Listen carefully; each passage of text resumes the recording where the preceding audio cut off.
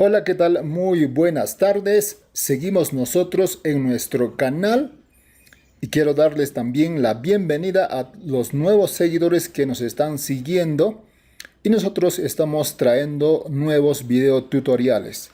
En esta oportunidad vamos a aprender a cómo convertir un archivo o documento PDF a Word, archivo editable.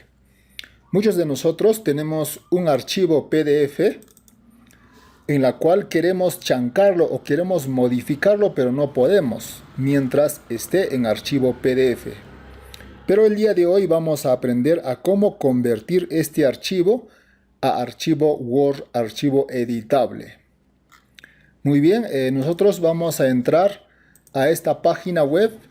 En la descripción de este video voy a dejar el link para que ustedes puedan ingresar directamente a esta página web. Aquí nada más, ya estando aquí, vamos a elegir archivo.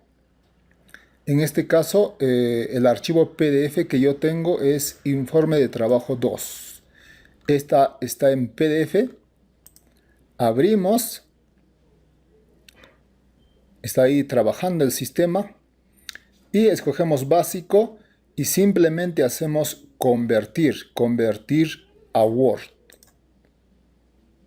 Listo, está haciendo su trabajo. Y nada más hacemos clic en descargar en la parte derecha. Y ya está. Lo descargó. Entonces nosotros no hacemos nada aquí. Cerramos nada más. Y nos vamos a descargas. Y como ven, este era el archivo PDF. Ahora ya está en archivo editable Word. Entonces vamos a abrir. Aquí hacemos clic en habilitar edición. Y como ven, ya está listo para editarlo o para modificarlo dicho archivo. ¿Se dan cuenta? Todo tal cual como está. Tal cual como está. Puedes hacer ahí, aumentar lo que quieras. Este era el archivo PDF. Ya. Que no se puede editar.